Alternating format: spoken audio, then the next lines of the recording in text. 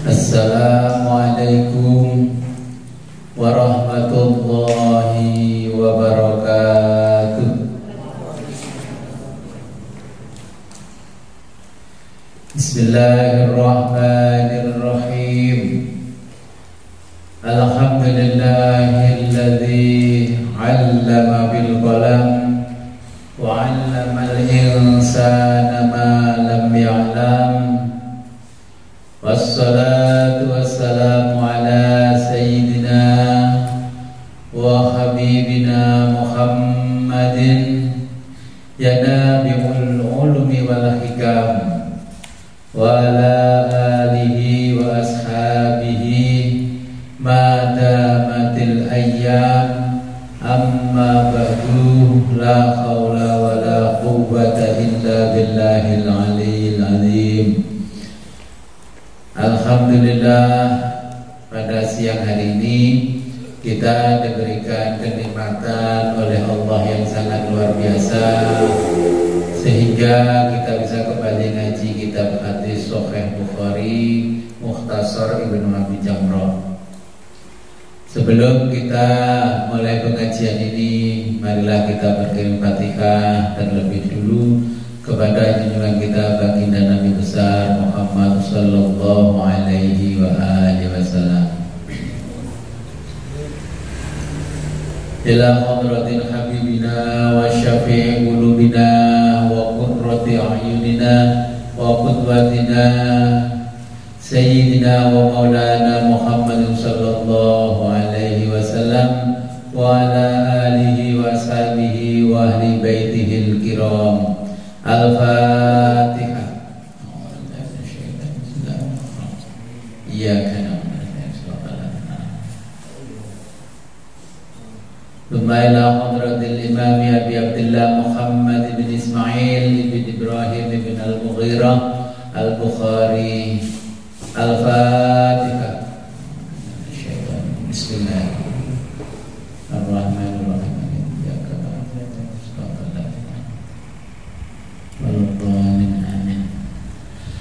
Thumma ila hadratil imamil khafid Abi Muhammad Abdullah Sa'ad bin Sa'id ibn Abi Jamrah Al-Azadi Al-Andalusi. Al-Fatihah.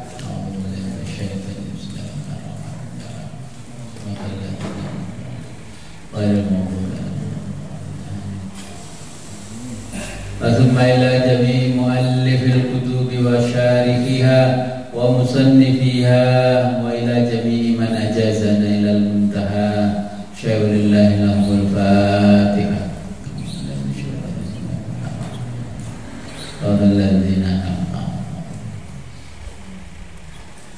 thumma ila hadratin abaina wa ummahatina wa ajdadina wa usulina wa furu'ina wa liman istama'na haruna bisababihil Fatihah.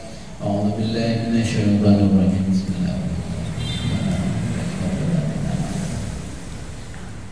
Bismillahirrahmanirrahim. Yassarallahu al-Qur'ana 'alaina wa 'ala tilawatihi wa rabbana kullana fa'idin. Allahumma sakhkhir lana kutuba kullaha.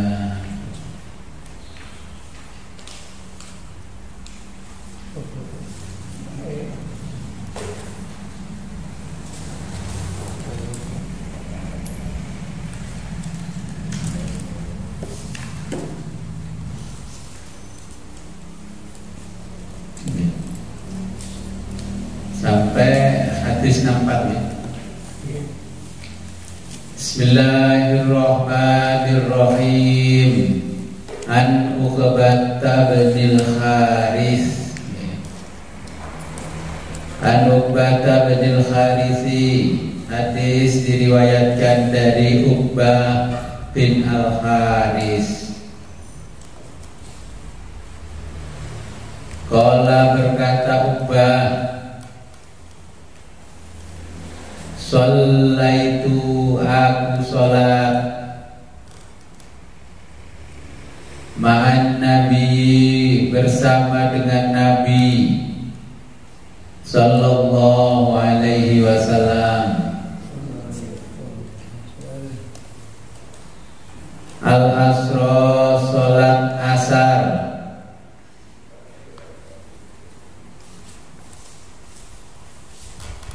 Falamma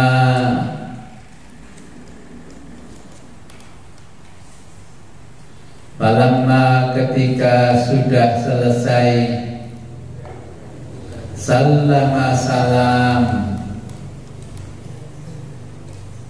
koma berdiri beliau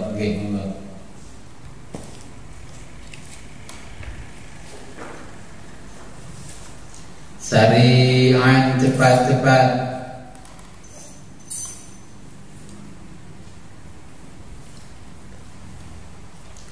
dakhala menemui. Itu dakhala kalau makna lughatan masuk niki menemui.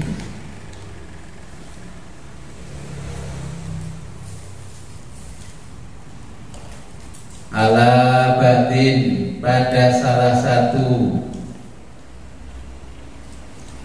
nisaihi istrinya. Summa lalu kharaja keluar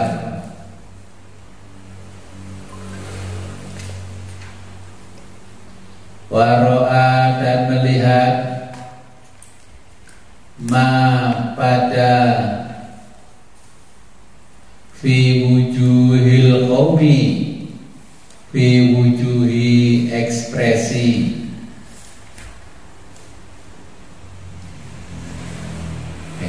ini bahasanya ya raut mukanya fi wujuhi ya.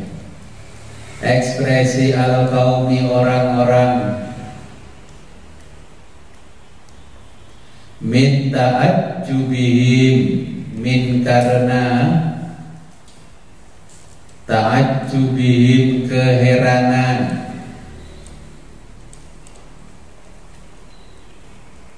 li sur'atihi karena beliau tergesa-gesa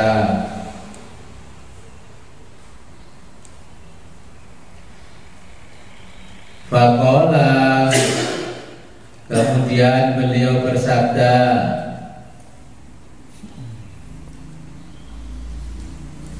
zakartu aku ingat wa ana ketika aku fis sholati sedang sholat tibron emas batangan atau LM logam mulia saat ini istilah logam mulia yang dimaksud emas lantaan indana di tempat kami fakaritu aku tidak suka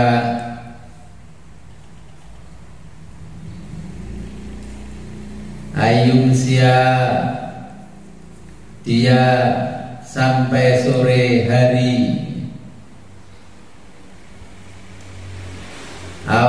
atau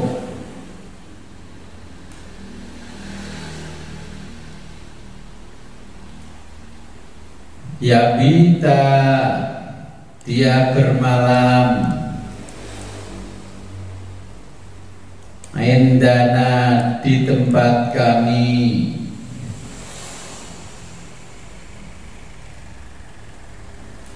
fa'amartu maka aku menyuruh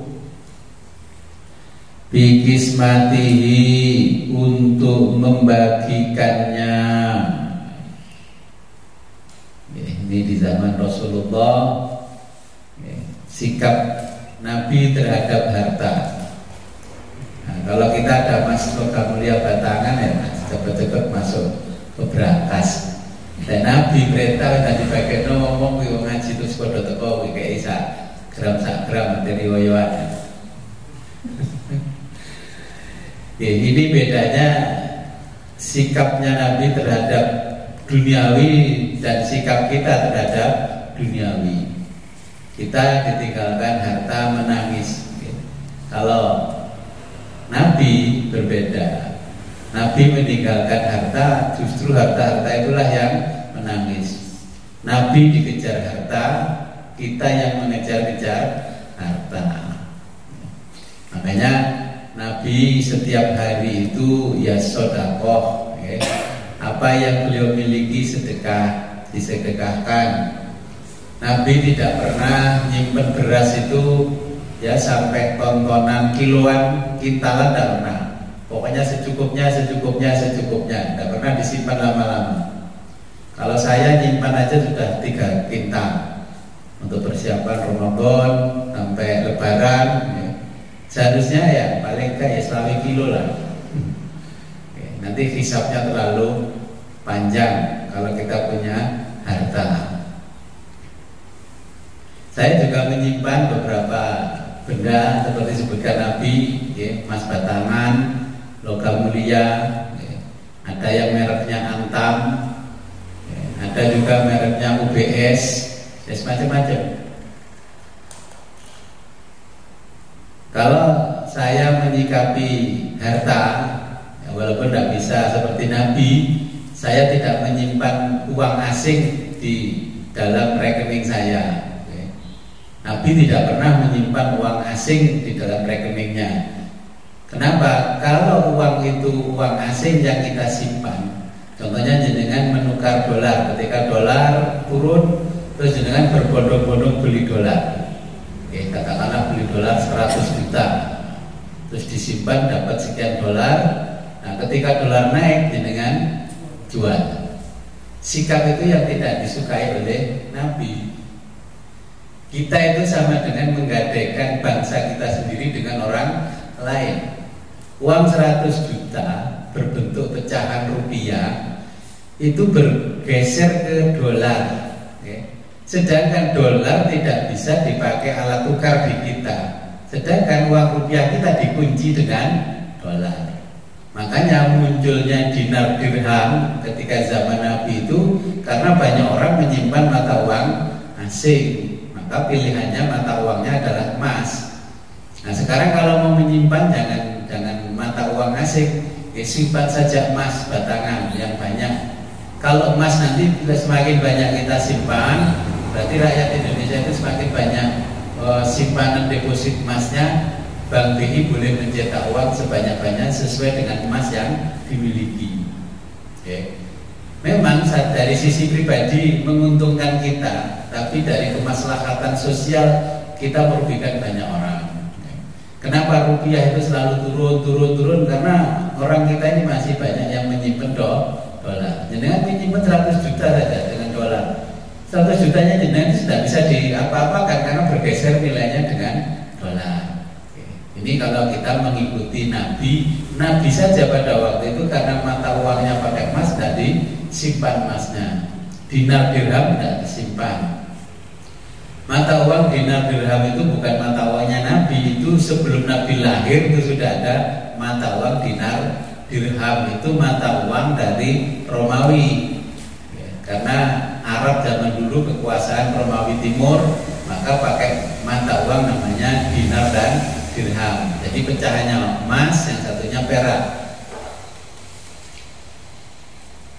Jadi inilah harta ketika zaman Nabi.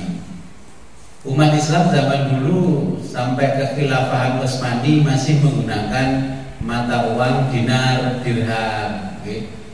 Setelah mata uang dinar dirham diganti kertas, mulailah kita ini banyak terjadi inflasi di mana-mana, termasuk kita. Akhirnya nggak punya kekuatan untuk tukar kertas. Bisa diduga orang punya kertas, negara yang nakalan-nakalan itu yang nyetak duit banyak. Oke, nyetak aja semua yang banyak. Akhirnya banyak uang yang beredar, nggak ada harta yang beredar. Nah, itu namanya inflasi besar-besaran. Jumlah uang yang beredar lebih banyak daripada jumlah barang yang beredar.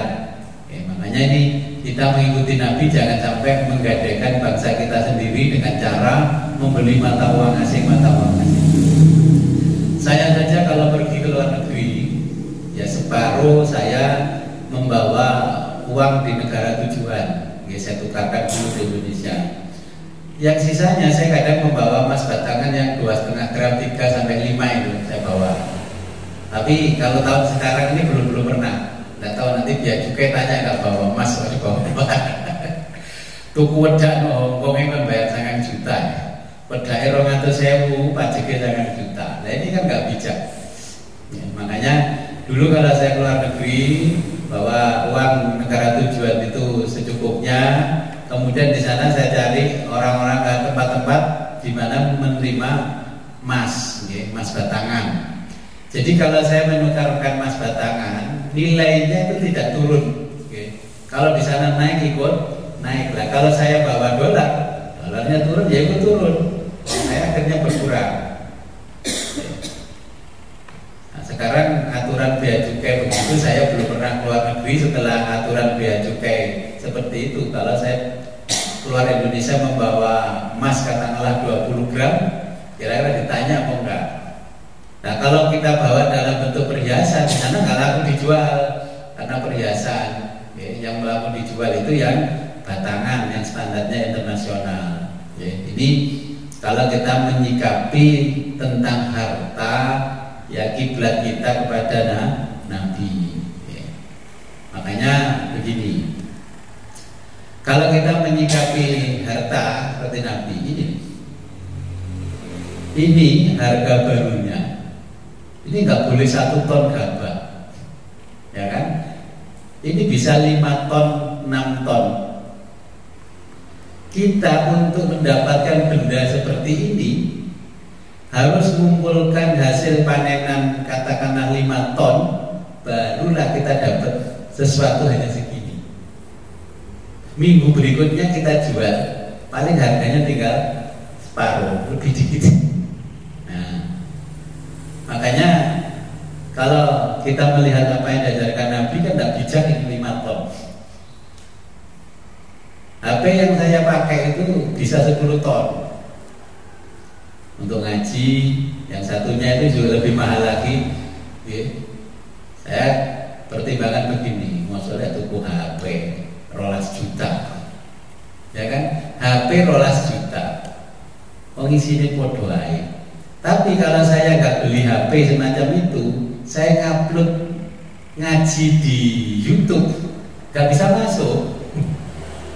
Karena apa? Semuanya itu berbayar. Yang kode-kodenya HP-HP itu yang terdaftar di Play Store-nya di Google.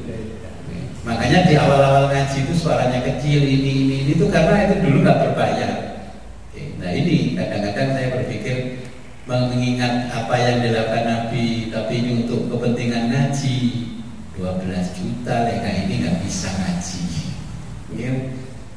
Jadi saya ini tentang harta seperti disampaikan Nabi, untuk ngaji saja ya. WiFi itu sudah 400.000 1 bulan. Terus mengolah videonya ngaji, kitab ngaji itu kan diolah dulu sebelum saya upload ke YouTube. Jadi bisa nikmati YouTube kalau hebat ngaji kan ngaji tekoma. Nah, untuk mengolah video itu ada namanya KineMaster. Itu 400.000 KineMaster.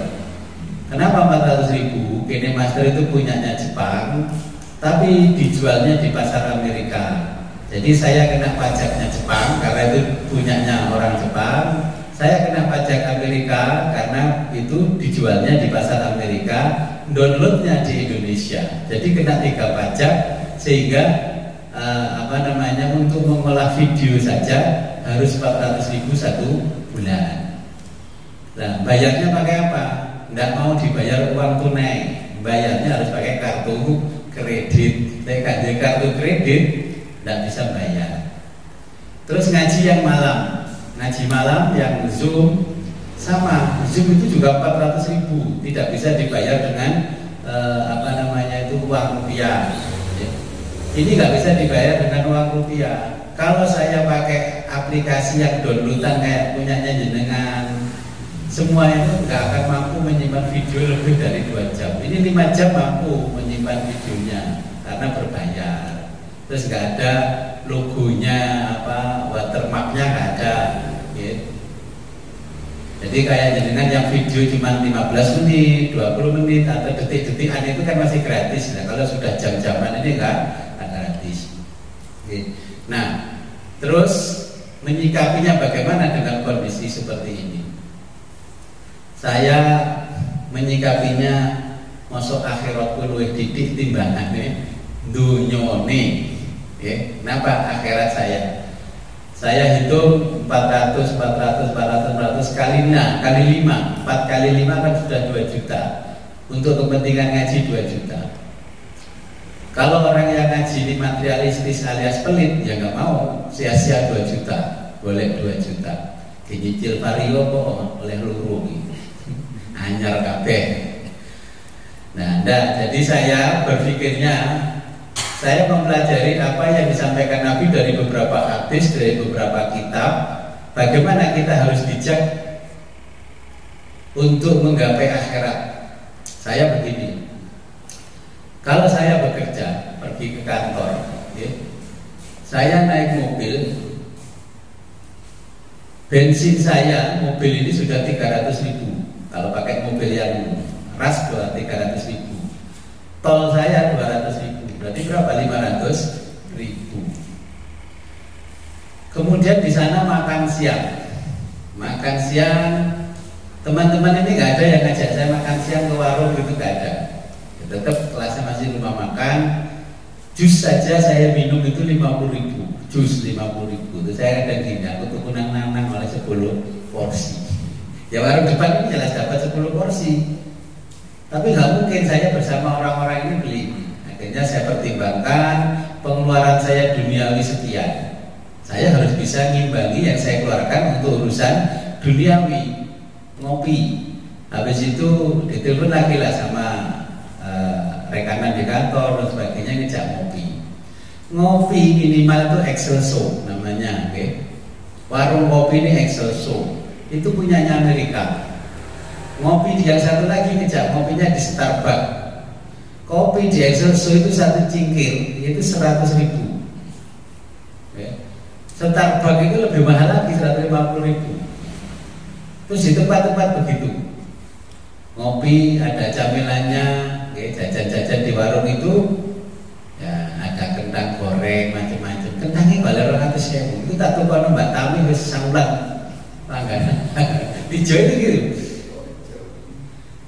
Terus saya kan merenung, ya Allah, ini kan saya berarti sudah melebihi batas. Melebihi batas. Bagaimana supaya saya nanti tidak dihisab banyak-banyak oleh Allah di mahsyar. Ya Gusti, pokoknya saya mengeluarkan uang untuk kepentingan dunia 50.000, saya akan sisihkan 50.000 untuk akhirat saya. Bayangkan kalau ada meeting, ada apa itu di kantor itu ya, kita sewa ruangan hotel itu makanan 1 meja penuh. Hal yang dimakan cuma segini aja. Saya kalau ngajak jenengan mungkin kalau nggak malu saya suruh bungkus atau boleh. Iya, kita yang ngaji kitab tasawuf itu rasanya berdosa. Karena apa? Di kanan kiri saya masih banyak orang yang belum bisa memenuhi kesejahteraan hidupnya, gitu loh. Jadi ini hanya tentang harta. Kita bicara tentang harta. Ini yang berkaitan dengan harta dunia yang saya kejar setiap hari. Terus saya mengukur, saya sebenarnya dalam 1 bulan saya itu berpenghasilan sekian. Kalau diuangkan kayak Imam Bukhari kan 500 dinar. Oke. Saya nggak sampai 500 dinar, masih 25 dinar. Masih 25 dinar, kadang-kadang mendekati 40 dinar. Terus untuk apa? Untuk apa? Sehingga dengan hadisnya Nabi ini kita diajarkan oleh Nabi tidak boleh lama-lama itu nginep di rumah kita. Nah, akhirnya saya membuat roadmap, jadi peta jalan untuk pengeluaran keuangan saya. Berarti kalau uang yang dari sini untuk begini, dari ini untuk begini, untuk begini. Ya sampai Dulu istri-istri saya nggak paham ya, bingung. Oh duit akeh kok gini gak oleh. Kesannya kan bojone medit, gitu. Makanya bojone kuru, mergo sing lanang medit. Iya, enggak. Jadi akhirnya saya jelaskan uang yang dari ini berarti begini. Kita menanganinya ke harta itu harus sikapnya seperti ini yang diajarkan Nabi. Ini jangan sampai masuk ke dalam perut. Kalau ini jangan masuk ke dalam hati. Kalau ini jangan masuk ke dalam pikiran. Nah, terus sing oleh digawe iki amplop coklat. Amplop coklat itu yang gaji pokok amplopnya coklat. Anggota dewan itu ya yang amplop coklat kan itu gaji pokoknya. Kok iso sugih itu sing amplop lain-lain itu. Nah makanya kita harus bijak, menangani harta. Yang penting harta jangan masuk ke dalam hati, cukup di genggaman tangan. Kalau Nabi mengajarkan begitu. Jadi ini yang disyarahkan oleh Nabi tentang harta. Di hadis-hadis lain tentang harta masih banyak, dan bagaimana cara mengelola harta. Jadi karena harta banyak orang kena gangguan jiwa. Karena harta banyak orang kena gangguan jiwa. Awal-awal kena gangguan jiwa itu orang-orang Mesir. Di zaman Nabi banyak orang mengadu, ya Rasul ini orang gangguan jiwa. Nah, penelitian ilmuwan Mesir kuno katanya orang-orang kena gangguan jiwa itu dirasuki sama roh jahat. Di zaman dulu bisanya sampai orang itu dibor kepalanya. Cara yang kedua adalah dijatuhkan dari jembatan supaya orang itu disok terapi kaget, roh jahatnya biar keluar. Nah, kalau jenengan yang terlalu gendengin dunia itu ya di pelengkung mana Batan itu Sangirejo jegur ya, becebruk brung kaget. Nah, akhirnya Nabi menyikapi gangguan kejiwaan di zaman Mesir kuno. Bukan orang itu kena kerasukan roh jahat, tapi mereka terlalu hubud dunia. Jadi itu termasuk sampai dikaji dari ilmu kejiwaan itu.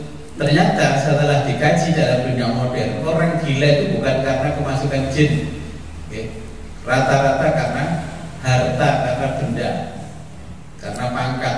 Kalau pangkatnya hilang, dia pensiun, akhirnya kena gila, namanya sindrom. Ini kena madhab power syndrome. Biasanya jadi bupati siapapun pagi sudah ada yang melayani, ada tamu ngantri, macam-macam ya. Setelah pensiun gak jadi bupati lagi, supirnya saja ditelepon tidak mau ngangkat. Nah akhirnya orang itu linglung di rumah sendiri kalau kancani. Biyen karo tonggo gak patek serawung. Akhirnya tonggonya genten kayaknya sing naruh. Akhirnya itulah kegilaan setelah pensiun, namanya sindrom. Sindrom namanya.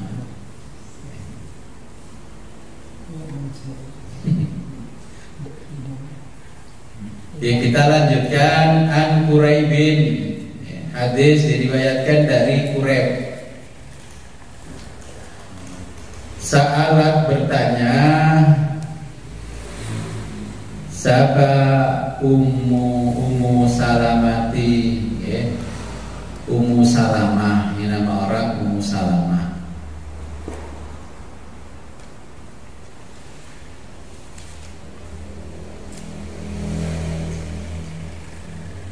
Anil rakaataini, tentang 2 rakaat. Ba'dal asri, setelah sholat asar. Faqalat, berkata siapa? Ummu Salamata, Ummu Salamah.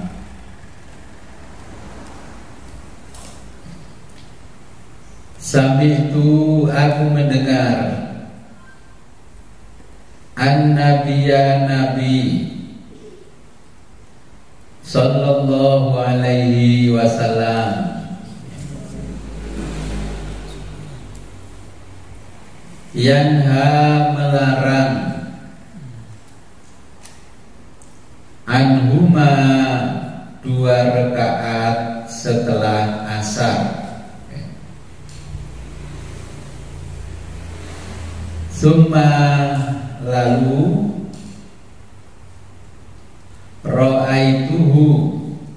Ro'aitu aku melihatku beliau, ya, beliau Nabi, yusallihima, sholat 2 rakaat,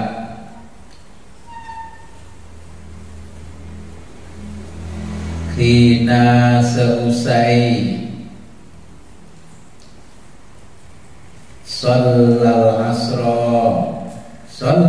sholat al-asro asar. Thumma lalu dakhala beliau masuk. Jadi yang diterjemah itu kan ada alayya, itu redaksinya nggak ada alayya. Alaynya jenengan apa? Jenengan coret. Wa indi summa dakhala, ya. Lalu beliau masuk, wa indi, dan aku sedang bersama, ya. Niswatun, wanita-wanita, ya. Nisa jadi niswatun, wanita-wanita min bani haramin, dari bani haram,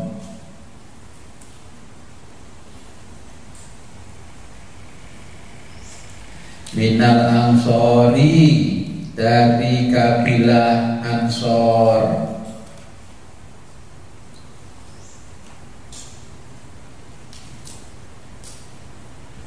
Fa'arsaltu, lalu aku menyuruh, ilaiha, kepada Nabi, ilaihi. Fa'arsaltu, lalu aku menyuruh, ilaihi, kepada Nabi,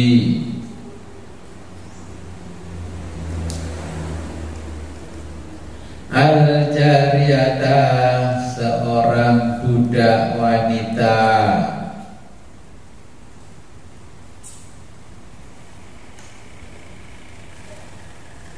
Fakultu, maka aku katakan, kumi, berdirilah,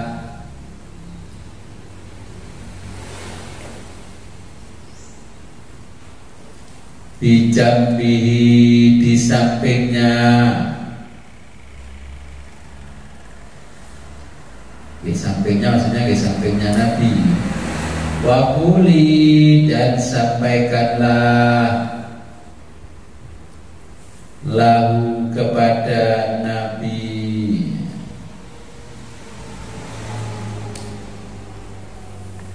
wa takulu bertanya, laka, kepadamu, Ummu Salamah, Ummu Salamah,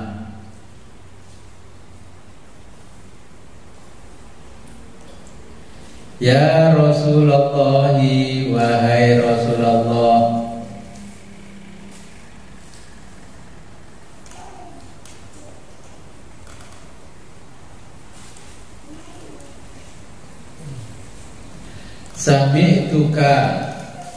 Sami'tu, aku pernah mendengar engkau, ya, sami'tu aku pernah mendengar engkau, tanha, melarang, taini, untuk, atau tentang, hataini, mengerjakan 2 rakaat ini,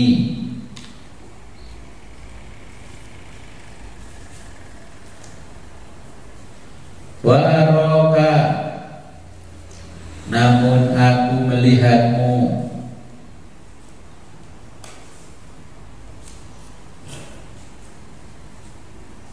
tusallihima, engkau mengerjakan mengerjakan 2 rakaat tersebut.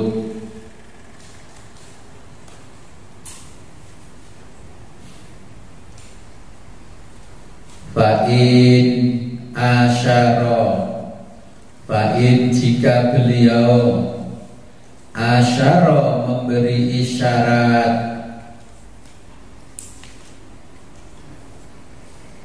biyadihi dengan tangan beliau,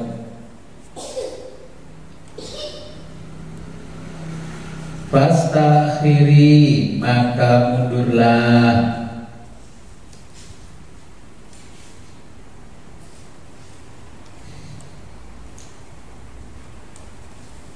anhu dari Nabi,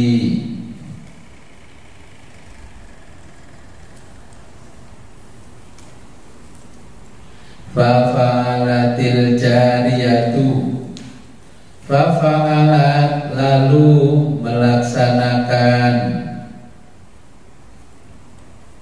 wanita tersebut. Fa'alat lalu melaksanakan siapa al-jariyatu, budak wanita tersebut.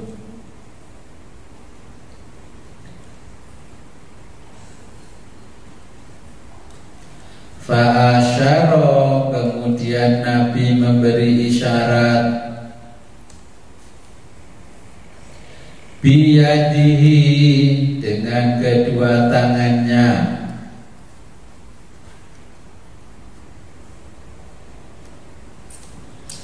fastakhorot lalu budak tersebut mundur,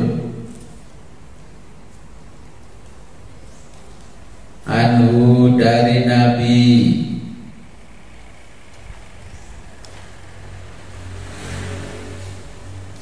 falamma ketika insorofa telah selesai, falamma insorofa ketika telah selesai, qala beliau berkata, ya binta Abi Umayyah, ya binta Abi Umayyah, wahai putri Abi Umayyah,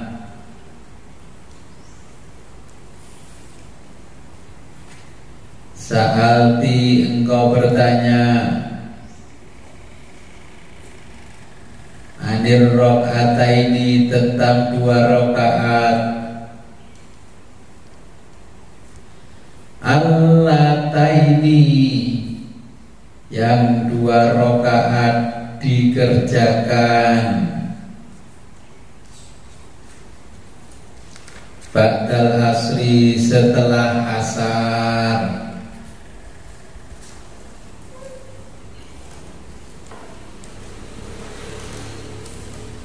Wa innahu sebenarnya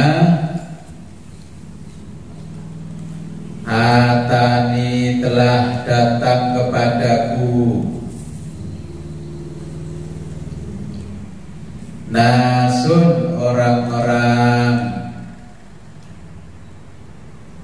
min Abdul Qaisi dari suku Abdul Qais, fasyaghaluni kemudian mereka menyibukkanku,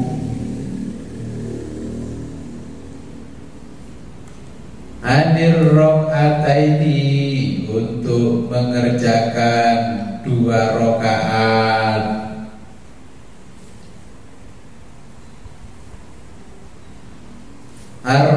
allataini yang dikerjakan ba'da zuhri setelah sholat zuhur,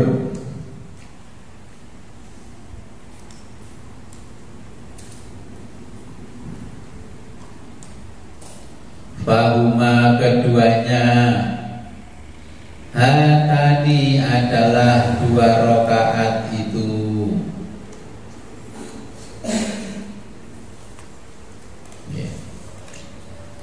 Jadi ini kan dulu Nabi melarang kepada para sahabatnya untuk mengerjakan sholat sunnah 2 rakaat setelah asar. Tapi banyak orang yang melihat kok Nabi mengerjakan sholat 2 rakaat setelah asar. Oke. Jadi sampai Ummu Salamah menyuruh orang untuk bertanya kepada Nabi. Nah ternyata setelah bertanya tadi, Nabi menjelaskan, karena saya banyak tamu dari Bani Abil Qais, sampai yang namanya sholat duhurnya itu akan mundur.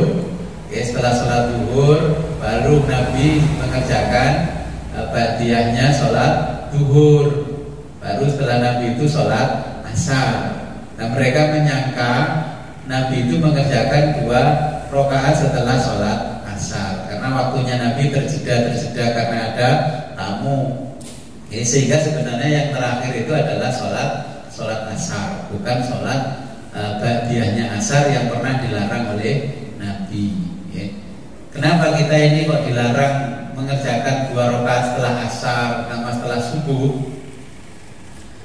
Asal muasalnya dulu begini, ketika Islam belum ada, itu kan ada orang yang beragama Majusi. Jangan tahu agama Majusi? Agama yang menyembah api. Bahasa Inggrisnya Zorro. Film Zorro, naik kuda pakai kacamata cuma kelihatan matanya. Nah, itu Zorro. Zoroaster itu adalah agama Yahudi, agama Majusi, penyembah api. Mereka itu kalau menjelang suruk matahari terbenam, mereka itu menyalakan api, menyembah api. Ibadahnya mereka seperti itu. Begitu nanti ketika matahari mau terbit, mereka itu menyalakan api, menyembah api. Nah, dari mana sebenarnya agama mereka? Agama mereka itu asal muasalnya dari Nabi Ibrahim sama, terus sampai kepada Nabi Musa. Dan mereka itu memahami yang namanya nur, cahaya dan kegelapan. Terus pengertian yang disampaikan oleh nabi-nabi terdahulu itu hanya dimaknai dengan diterjemahkan menggunakan filsafat yang mereka pahami. Contoh agama Majusi itu kalau seperti di kita itu banyak yang mirip-mirip Majusi. Jadi itu agama samawi, dijabarkan dengan pengertian filsafat lokal antara cahaya dan antara kegelapan, antara nur dan al-dhulumat. Makanya ketika dia membutuhkan cahaya, maka dia itu membakar api. Dan karena Allahu nurus samawati wal ardh, Allah itu adalah cahaya langit dan bumi, supaya mereka itu bisa menjumpai Allah, maka dia membuat satu bentuk cahaya supaya dia bisa bertawasul kepada Allah. Itu menurut mereka awalnya. Nah di kita itu kan ada juga supaya kita bisa menyatu dengan Tuhannya. Makanya diajarkan oleh nenek moyang orang Jawa dengan filsafat lokal, namanya manunggaling kawula Gusti. Kalau diterjemahkan nanti ada aliran-aliran pemikiran filsafat di Islam namanya wahdatul wujud. Nah, saya ketika menjelaskan ini, saya ditanya sama anak saya sendiri ketika Ramadan. Ditanya begini, karena anak saya jadi Bilal di pondoknya. Dua-duanya itu dapat jadi Bilal. Terus ditanya, kalau ngaos hadis kan buatnya menjelaskan tentang sholat tarawih di Bilal barang. Yang kupripun, napa jenenge ceritanya kok sampai ono Bilalan nang tanah Jawa. Jenengan yang biasa tarawih harus Bilalan. Kalau Khalifatul Ula, Sayyidina Abu Bakar Siddiq radhiyallahu an, Allahumma sholli ala Muhammad, Allahumma sholli alaihi. Ini pertanyaan kemarin saya ditanya waktu nyambangi, itu saja buka bersama. Visi saya, karena saya tanya, sampean asal giliran ngimami apa bilali? Iki tasih asal giliran bilali, iki pun mantun. Terus pripun? Niku terus putih saya ceritanya kok enek bilalan bareng, padahal kan sholat tarawih. Karena dia ngaji hadis juga.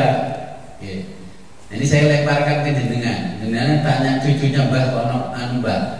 Iku ono wong ngaji ustaz iki jare kok ono bilalan kuwi. Nggih. Cek rame le. Nanti jenengan jawabnya yo iku ben ngono kuwi piye. Jadi jare Mbah kan cek rame salate.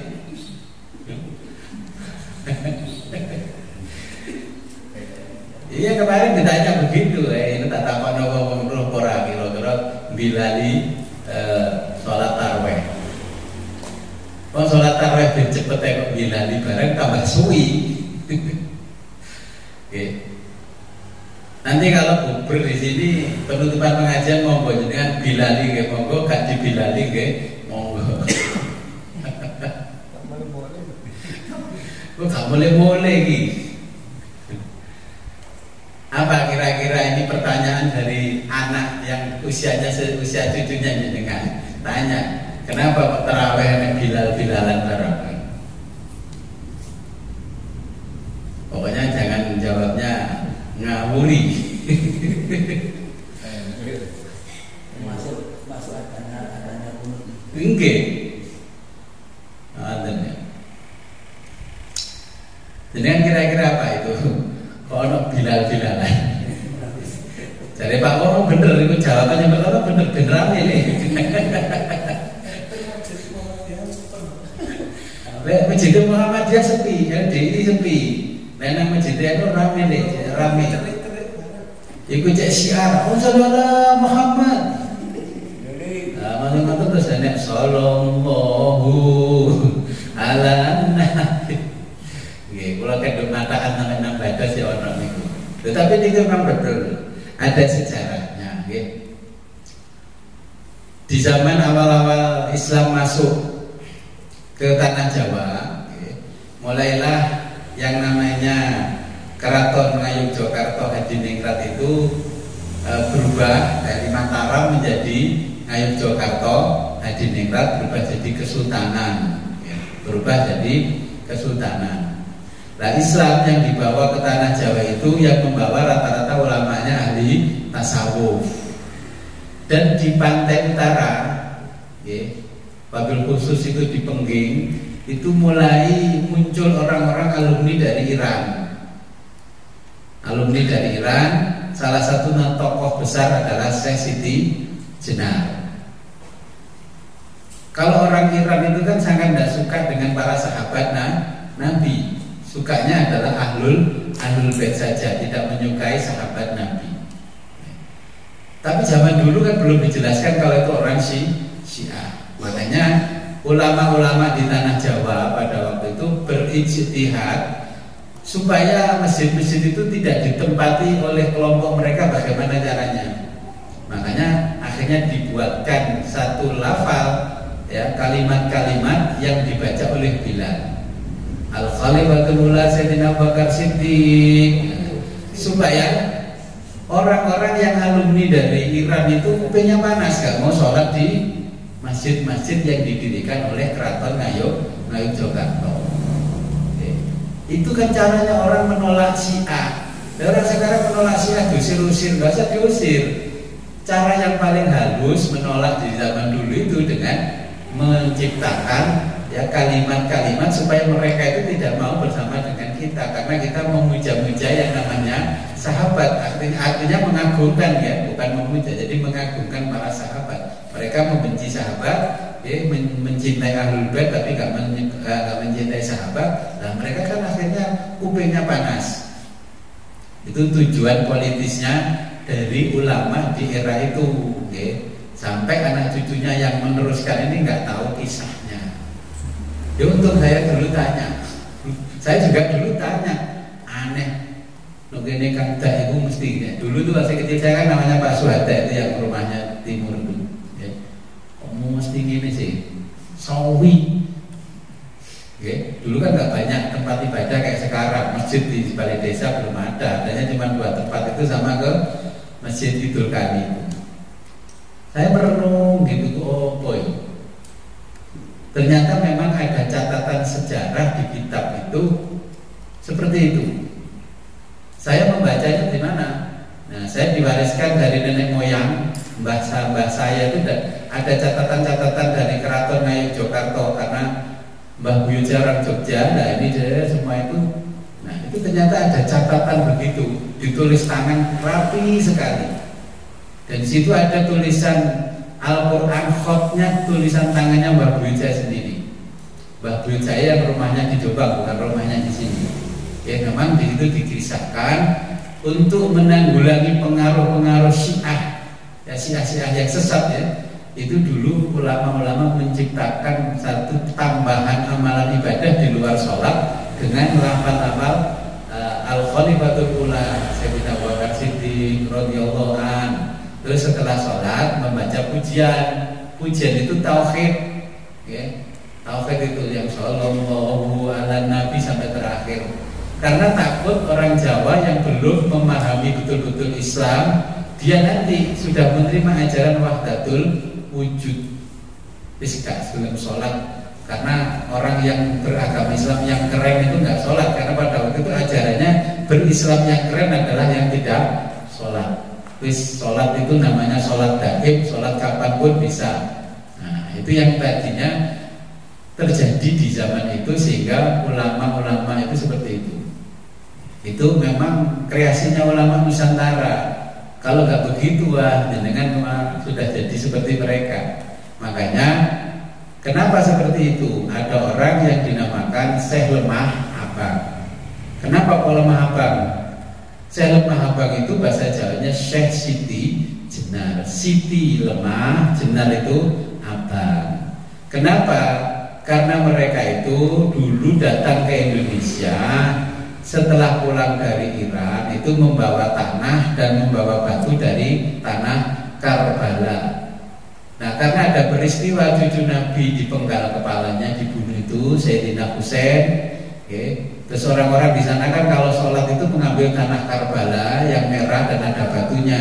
Makanya orang Syiah itu kalau sholat tempat sujudnya pasti ada batunya. Itu kan karena batu ngambil dari Karbala, okay. Kemudian karena waktu itu duka, kerajaan-kerajaan Islam di Nusantara ini memperingati apa? Peringatannya itu memperingati Nabi duka, cucunya meninggal. Kan ada suruhan, okay. Makanya terus dipelintir sama orang-orang lain. Lu suruh gak boleh apa-apa, ya gak boleh mantu, gak boleh nyunat, rekomendasi gak boleh. Karena Raja Jawa itu lagi dulu punya perjanjian dengan Nyai Roro Kidul. Kalau tanggal-tanggal sekian Nyai Roro Kidul ada pesta, orang Jawa pun tidak boleh pesta, karena sana ada pesta. Bukan, karena dulu yang namanya ulama-ulama itu mengajarkan kepada umatnya, karena pada waktu itu momennya Nabi dalam keadaan duka. Makanya Nabi itu dan Ahlul Bait dan duka kowe aja foya-foya aja dandung ae. Itu loh maksudnya. Makanya disuruh buat bubur ya, jenang abang, jenang sekolo, sego biar sego kabul itu karena mengingat masa-masa dukanya Nabi ketika cucunya dipenggal kepalanya oleh Suruhan Yazid. Okay. Jadi jangan diperintir lagi.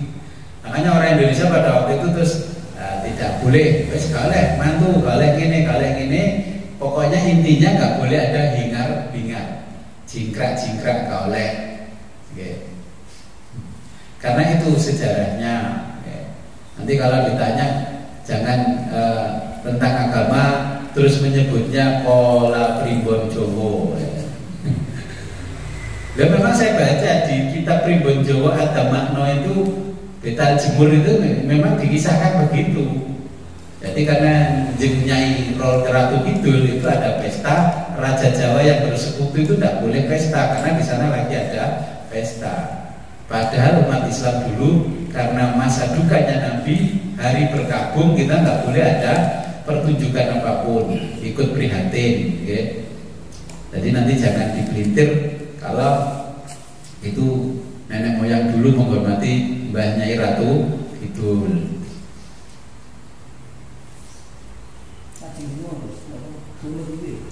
Dimulai dari tengah-tengah. Oke, kenapa kunut 10 hari pertama namanya Pak? Jadi di dalam bulan Ramadan 10 hari pertama Lailatul Maghfirah, ampunan, ya. Terus Lailatul Rahmah. Kemudian yang terakhir Lailatul Itqun minan nar, ya. Jadi pembebasan dari api neraka. Makanya supaya kita dibebaskan dari api neraka, kita memohon, memuji kepada Allah dengan menyanjung-nyanjung Allah, karena doa-doa yang isinya sanjungan itu di dalam doa kunut. Jadi nanti itu kita bahas ketika nanti kita ngaji. 10 hari terakhir kan nanti penutupan itu kita pas 10 hari terakhir. Jadi Lailatul Itqun minan nar, malam pembebasan dari api neraka. Karena ini kita madhabnya Syafi'i, dia cara ini dari pengampunan dengan menyanjung-nyanjung Allah, maka ditambahilah dengan kunut. Kunut itu kan isinya sanjungan. Maka ketika kunut, Allahumma hdina fiman hadait wa afina man afait wa tawallana man tawallait wa barik lana ma atait wa qina bi rahmatika syarra ma qadait. Terus diam. Wa inna ka'atin. Iku mandek iku mergo kapal dumone apa-apa. Loh, anak sekarang itu curiganya begitu, bang kapal mandek itu. Nah, ketika berhenti itu, namanya sana, namanya itu sana. Jadi itu lafaz-lafaz yang kita baca itu lafaz sana adalah lafaz sanjungan dan pujian kita kepada Allah. Jadi makanya nggak boleh dikeraskan karena itu urusan pribadi kita dengan Allah. Makanya ketika diam itu namanya sana.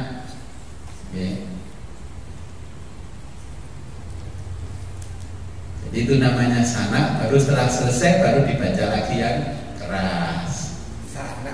Sana, ya. Sa, nun, alif, hamzah, sana. Jadi amalan ketika kita kunut diam itu karena lafaz itu adalah lafaz sana, ya, lafaz yang menyanjung-nyanjung kepada Allah, maka kita disuruh diam. Ya. Sebagai tanda yang terus keras. Ya, terus setelah sana selesai maka langsung dikeraskan lagi. Jadi di madhabnya Syafi'i ketika lafaz sana itu sirri, bacanya sirri, tidak jahar.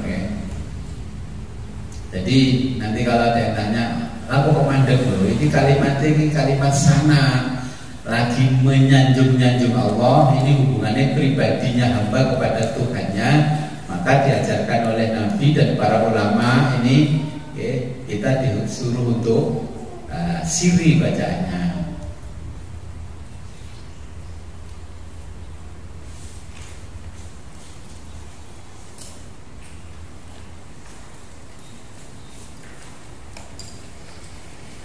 Kita lanjutkan.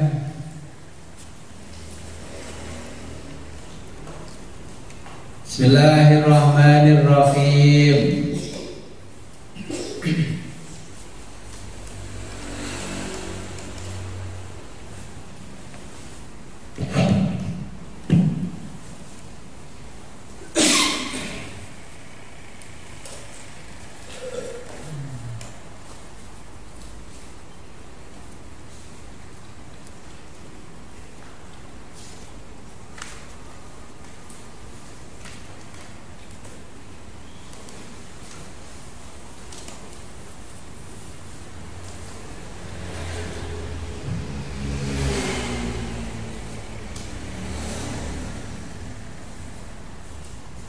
Bismillahirrahmanirrahim. Anil Bara'i bin Azibin Hadis diriwayatkan dari Al-Bara bin Azib. Qala berkata si Bara, amarona telah memerintahkan kami siapa an-nabiyyu nabi sallallahu alaihi wasallam bisa bermain dengan 7 hal. Wanahana dan melarang kami an sab'in tentang 7 hal ya, atau tentang 7 hal.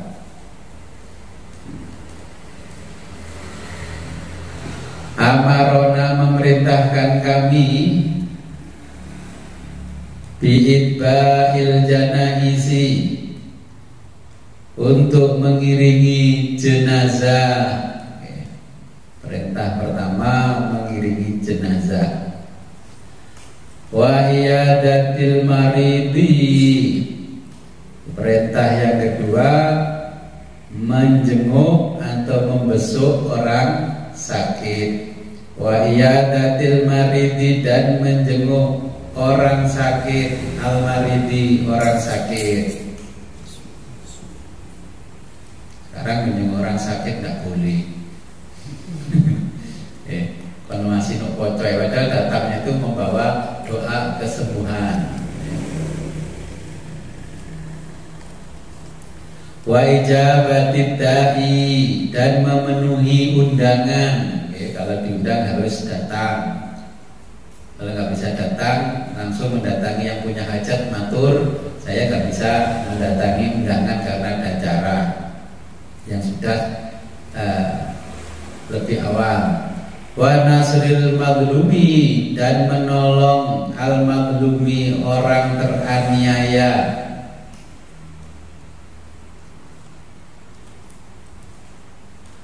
Wa ibraril qasami dan menepati al qasami janji.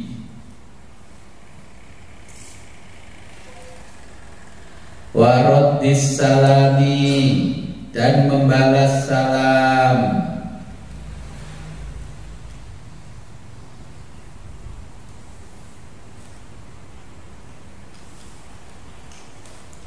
Watasmiti dan mendoakan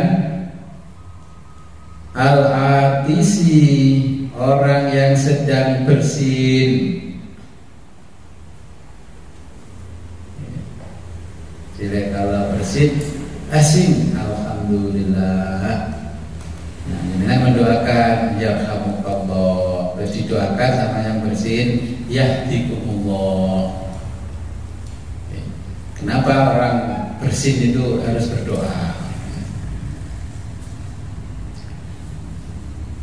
Wanahana dan melarang kami an aniyatil fiddati, an dari menggunakan aniyati wadah, al fiddati perak,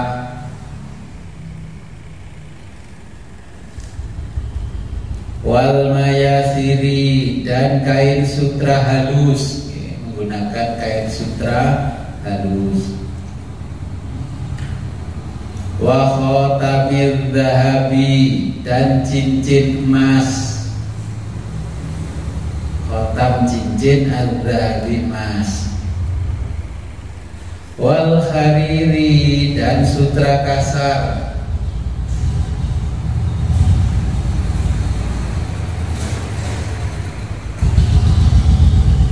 Wat dibaji dan sutra tebal.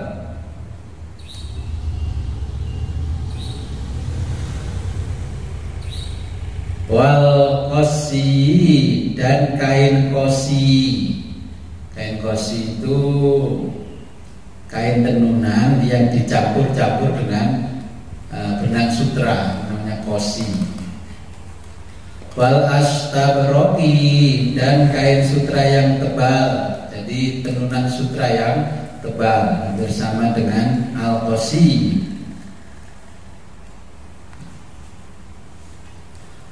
Nah, ini hal-hal yang dilarang oleh Nabi dan diperintahkan oleh Nabi.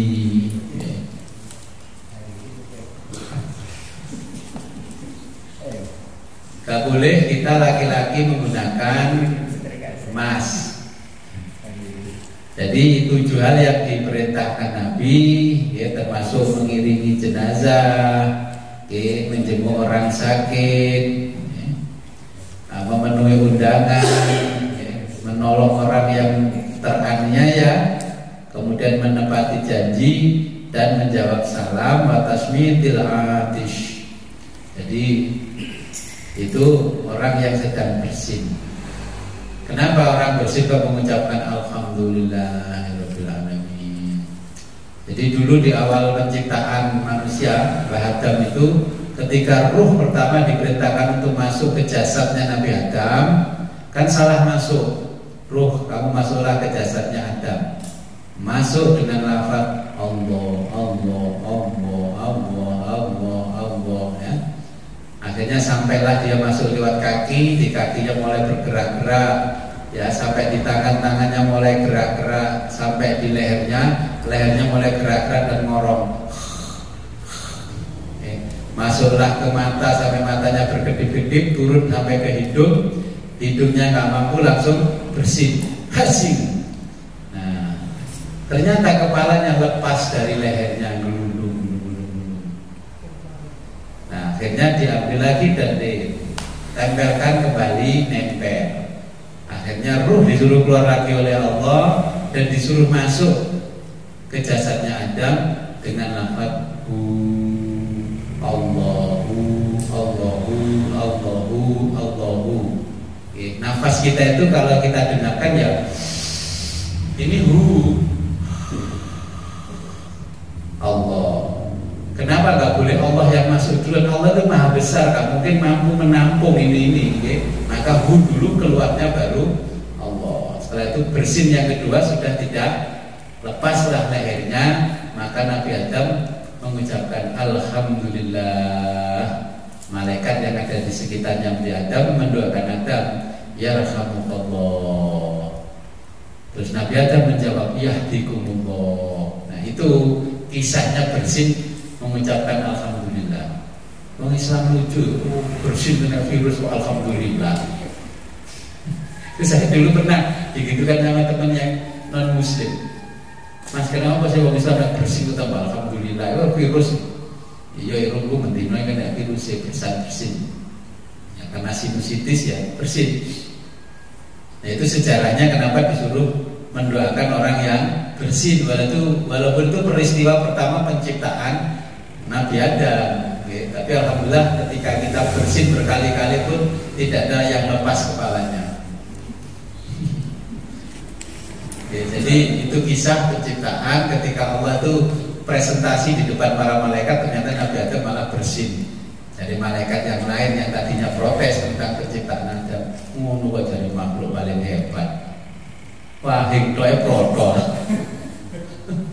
Biasa dulu kan ketika Allah menjelaskan ini jailun fil ardi khalifah, itu kan protes semuanya termasuk malaikat. Terus Allah menjelaskan nanti saya akan presentasikan makhlukku yang paling hebat, dan aku beri nama Adam. Gak taunya malah bersin protol. Dari malaikat germungun, dari produk paling hebat, masterpiece. Wah, hikmahnya protol. Ya. Nah kemudian dilarang 7 perkara, membuat ya wadah dari perak. Kita nggak boleh, masih sugih opo ya wadah dari perak jangan. Ya, dari emas juga nggak boleh. Laki-laki cincin ini emas nggak boleh. Okay.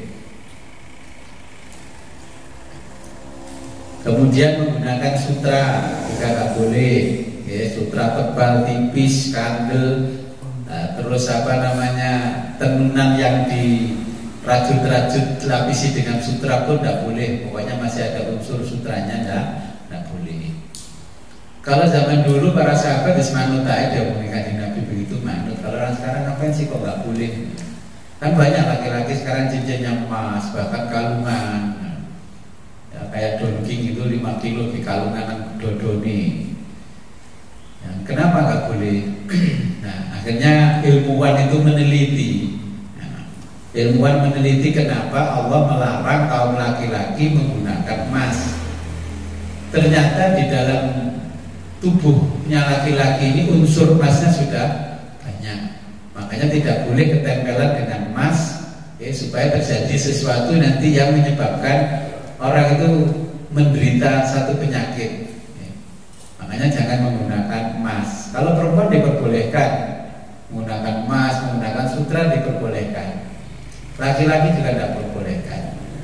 Jadi kenapa sutra juga nggak diperbolehkan? Nah, diteliti ilmuwan karena banyak unsur yang bertentangan dengan sutra untuk laki-laki.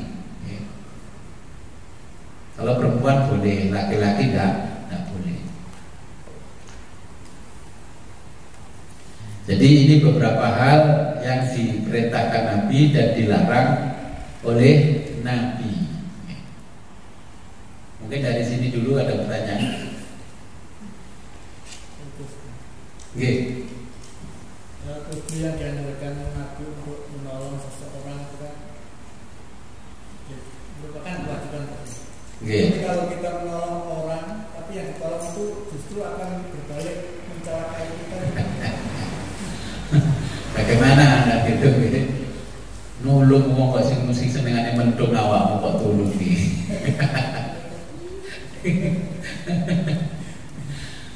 Ya memang kita diperintahkan Nabi menolong orang yang terdolimi, orang yang kastanya itu nggak sama dengan kita, di bawah kita.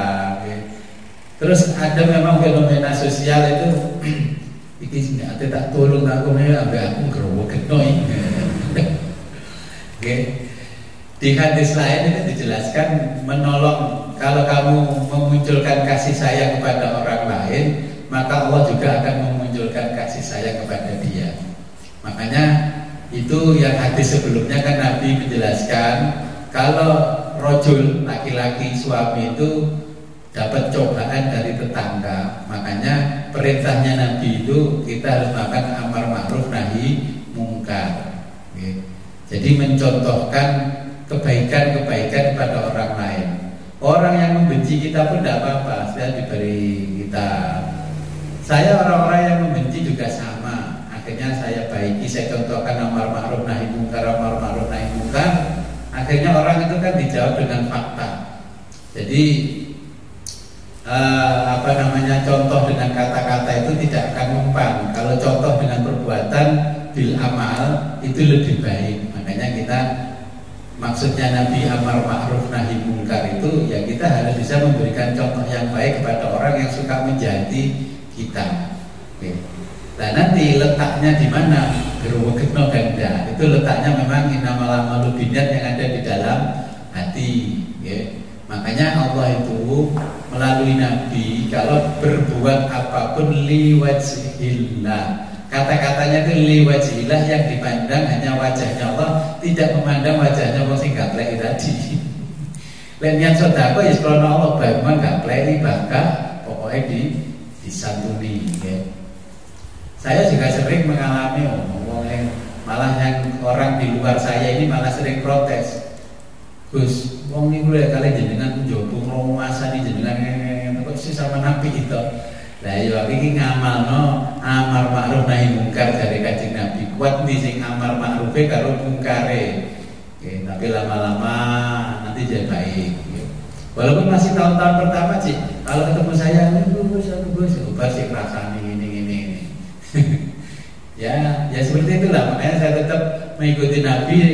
Lek godoni tonggo ya harus amar ma'ruf nahi mungkar. Contoh ini, ketika jenengan punya profesi, punya keahlian membuat knalpot, orang yang percaya jenengan pertama siapa? Kan orang asing, bukan saudara jenengan dan tetangga jenengan. Ketika jenengan sudah sukses berkarya, berusaha, yang percaya, yang menikmati siapa? Yang menikmati ya keluarga. Yang diajak bubur kan pasti keluarga, tetangga akhirnya. Tapi pertama kita mengawali karir sing percaya wong liya. Nggih. Makanya kita jadi manusia sosial itu kan, nah ini pentingnya ngaji nggih. Jadi tonggo iku ben gak nyinyir lambene. Lek aku sukses sing enak iku lho awakmu. Sing tak kei beras iku ya awakmu, sing tak kei ngene iki ya awakmu. Tapi ketika saya mengawali karir, yang percaya itu orang lain. Coba jenengan buka apa namanya toko makanan di luar itu, ya pentol lah, beli jualan pentol. Sing percaya dengan jenengan siapa? Ya orang lain. Dulure apa? Sarjana dodolan pentol. Coba kalau sukses jualan pentol, banyak uang, setiap hari penghasilannya 300.000, 1 bulan 9 juta. Terus siapa yang ngejak makan? Ya kita ajak makan bubur ke rumah orang, rumah makan warung kampung dan sebagainya. Ini ke saudara yang tadinya nggak pernah mempercayai kita. Aku gak diundang. Ini ya saudara. Nah, yang dulu nggak mempercaya kita berkarir pertama. Iku balik sandiwara ini. Ya sama dengan orang dengan jenengan. Maka kalau jenengan mengalami hal yang sama dengan tindakan hadis dan sama yang saya ceritakan, ya obatnya memang amar ma'ruf nahi mungkar. Ya. Tapi ya memang berat amar ma'ruf nahi mungkar. Bodohnya apa? Oke, bodohnya apa? Oke, nah, ada lagi? Ada Gus. Dua. Oke, yang satu halaman 9 hadis yang ke-11. Halaman 9. Oke. Buku hadis terjemahan. Oke, halaman 9 hadis yang ke-11. Di sini hadis berapa ya? Hadis yang ke-11. 11. An Muawiyah. Yeah. Yang saya tanyakan An Muawiyah. Dalam keterangan tempo hari, Muawiyah itu adalah seseorang yang mendolimi cucunya Nabi Muhammad, membunuh Hasan dan Husain. Loh, kok di sini jadi perawi hadis? Saya juga sempat ternyok, sementara marah pikiran saya itu. Lalu kok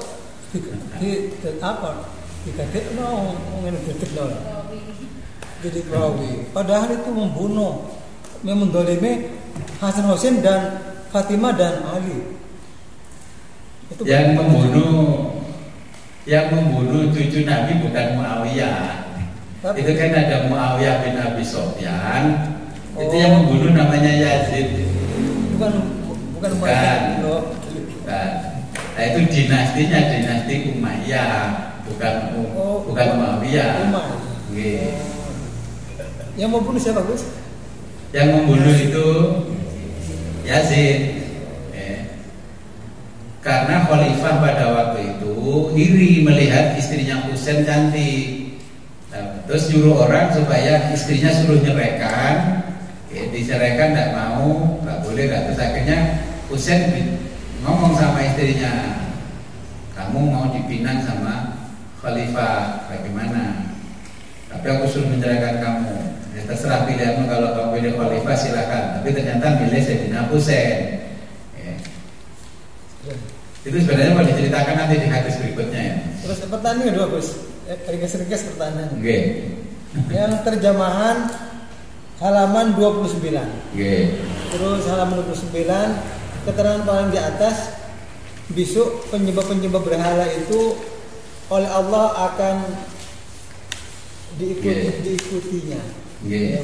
Penyembah matahari, bulan atau batu gitu, atau api, besok diikutinya. Terus hadis ini yang di bawahnya itu kok langsung menerangkan tentang umat Nabi Muhammad terus digiring ke Wat Siratal Mustaqim. Terus yang diikutinya itu kemana kelanjutannya? Kok tidak diterangkan? Saya penasaran. Jadi orang-orang yang menyembah matahari disuruh mengikuti jalannya matahari kemana? Bulan, berhala. Yang menyembah Allah kan disuruh berhenti di situ menunggu Allah datang. Jadi setelah Allah datang malah kaget, mosok sampai Gusti Allah. Nah, kekagetannya itu karena dia semasa hidupnya tidak pernah ma'rifatullah, sehingga dijumpai oleh Allah pun kaget. Hanya kenal nama tapi tidak pernah kenal sosoknya.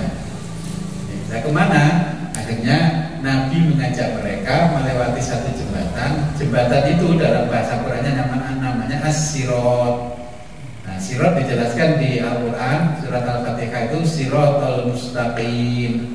Sirat itu jembatan. Makna lughatan jembatan, tapi istilahnya itu artinya adalah jalan.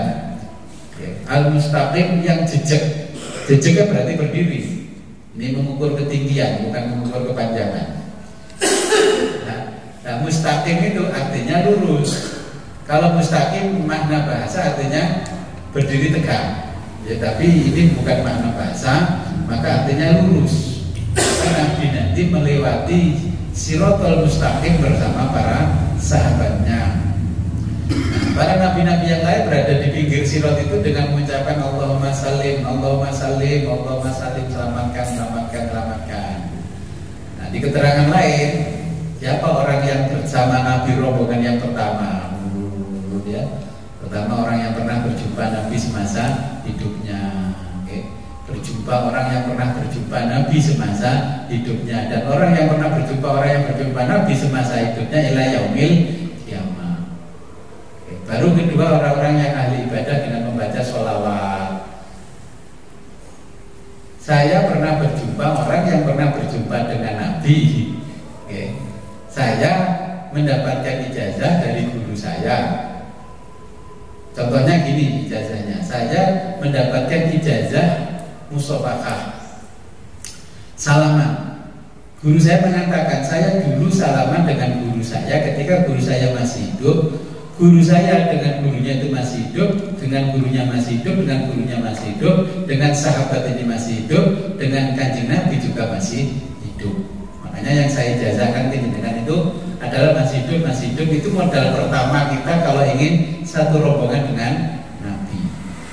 Kata Nabi, man sofakani al sofaka man sofakani ila yaumil qiyamah dakhalal jannah. Barang siapa yang pernah bersalaman denganku, berjabat tangan denganku, dan berjabat tangan dengan orang-orang yang pernah berjabat tangan denganku, dalam kurung tidak terputus ila yaumil qiyamah dakhalal jannah. Jadi itu yang saya ijazahkan itu dulu ngaji sama saya. Ngaji panjang kali lebar, tak pernah berjumpa dengan Nabi, ya rombongan terakhir. Kloter penggembira. Nah, terus yang mengikuti matahari itu kemana akhirnya? Ya itu mengikuti matahari nanti kan yang di tafsir Yasin sudah dijelaskan ada satu markalah rest area tersendiri untuk kelompoknya mereka. Di sana berhenti 1000 tahun lamanya. Yang di sana ada rest area sampai 12 itu kan nanti yang mengikuti bulan di sana berhenti 1000 tahun lamanya. 1000 tahun sana loh, bukan 1000 tahun sini. Jadi yang dikatakan di dalam sebuah ayat, fa'amma man utiya kitabahu biyaminihi fasawfa yuhasabu hisaban yasira wa yanqalib ila ahlihi masrura. Apabila amal perbuatan itu, sertifikat itu diterima dengan tangan kanan, maka beliau seperti Nabi Al-Fatihah itu. Wayang oleh bila ahli masrura, maka orang-orang itu akan dipertemukan lagi dengan keluarganya. Itu orang yang apa namanya ya, itu kan di hadis sebelumnya sudah ditanyakan oleh Sayyidah Aisyah pada Nabi. Fayuhasabu hisaban yasiro. Oke. Itu ada. Sudah ditanyakan oleh Sayyidah Aisyah. Nabi kan memberikan jawaban. Lu dihisabnya ya memang hisaban yasiro, hisab yang sangat ringan. Bagaimana ciri-ciri hisabnya ringan? Ya nanti ketika pembagian rapot itu, rapotnya dipegang oleh tangan kanan. Nah syaratnya bagaimana supaya tangan kanan kita bisa memegang rapot? Maka itu dijabarkan hadis itu oleh Imam Ghazali. Makanya ketika kamu wudu, berdoalah kepada Allah ketika membasuh tangan kanan. Ya Allah, jadikanlah tanganku ini ya. Nah, ketika ada pembagian rapot bisa memegang rapotku ya. Nah, makanya ketika wudhu pun dari pertama Bismillahirrahmanirrahim umur itu sudah berdoa. Allahumma inni ala tilawati Quran ya Allah, tolonglah aku untuk bisa membaca Al-Quran. Terus umurnya kan harus dana. Bukan kumut. Bukan. Oke. Lah itu kalau pengen yuhasabu hisabai yasiro yang pertama itu harus menyempurnakan wudhu. Karena Nabi niteni umatnya yang dapat hisab-hisab ringan itu dari air wudhunya yang pertama. Makanya di mahsyar itu ada orang yang berjalan, terus cahayanya dari sekujur tubuh mulai ujung rambut ujung kaki itu sangat terang. Orang-orang di situ sampai heran, itu yang menjelaskan ke Nabi. Itu Nabi siapa lewat, Nabi siapa lewat, Rasul siapa lewat. Ternyata itu juga bukan Nabi, bukan Rasul. Itulah orang-orang yang wudhunya sempurna ketika di dunia. Oke. Makanya kalau ada siku-siku harus di atasnya siku sedikit. Ya Allah, jadikanlah tanganku ini ya bisa menerima catatan amal baikku ketika di kaki juga gitu. Ya Allah, kaki kanan jangan kau tergelincirkan kakiku ketika aku melewati jembatan Sirot, ya, jembatan atau Sirot bersama Nabi. Ya Allah, jangan kau jadikan kaki kiriku tergelincir bersama orang-orang yang pada saat itu banyak orang yang tergelincir ketika melewati jembatan Sirot tadi. Sebenarnya ulama dulu itu sudah mengajarkan. Saya menangi, ngulangi wudhu, bunganya per anggota wudhu itu ada. Tapi zaman sekarang ngomong, tidak ada dalilnya, itu fitnah, bid'ah. Mereka itu gak menemukan dalilnya banyak. Jadi yang dikatakan Pak Jalil tadi yang mengikuti matahari, mengikuti bulan itu berdasarkan dengan ayat selanjutnya, Gus ya. Ya. Wa amma man utiya kitabahu negeri, fasofa yad'u subura, terus wa yas'a sa'iro, ya. Ya. Jadi di situ ditambahkan di tafsirnya, ya, tafsir Fakhrul Razi, jenengan walaupun tidak menyembah matahari, kalau nyembah pimpinan, nyembah juragan ya nanti ikut juragannya. Oke. Jadi pengertian yang ayat selanjutnya itu walaupun jenengan tidak menyembah matahari rembulan, yang disembah adalah pimpinannya, ya, atasannya, maka nanti atasannya kemanapun akan lari kemana. Itu akan kita ikuti. Makanya ulama terdahulu itu macam foto itu kan tidak boleh, takutnya kalau diagungkan. Oke, tidak boleh kalau takutnya diagungkan. Oke. Jadi nanti saya lanjutkan di pertemuan besok, oke? Karena ini waktunya sudah habis.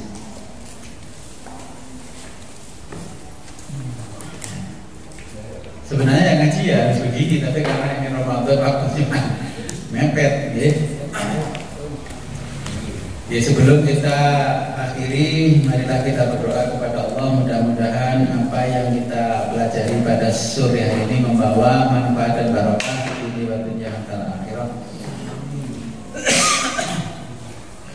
A'udzu billahi minasyaitonir rajim. Bismillahirrahmanirrahim. Allahumma shalli wa sallim wa barik.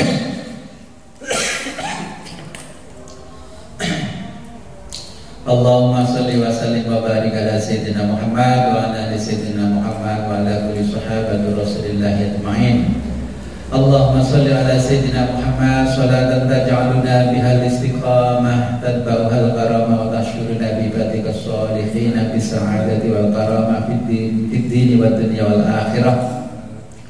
Wa ala alihi wa sahbihi wa sallim. Allahumma barik lana fi auladina wa dhurriyyatina wa talamidina wa la tadurruhum wa wafiqhum li ta'atika warzuqna birrahum amin. Allahumma akrimna minka binuril fahmi wa akhrina min dhulumatil wahmi warzuqna fahman nabiyyin wa hubbal mursalin wa ilhamil malaikatil muqarrabin birahmatika ya arhamar rahimin. Wa sallallahu ala khairi khalqi sayyidina Muhammadin wa ala alihi wa sahbihi wa barik alhamdulillahi rabbil alamin.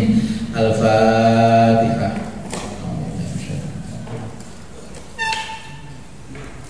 Akhirul kalam ihdinas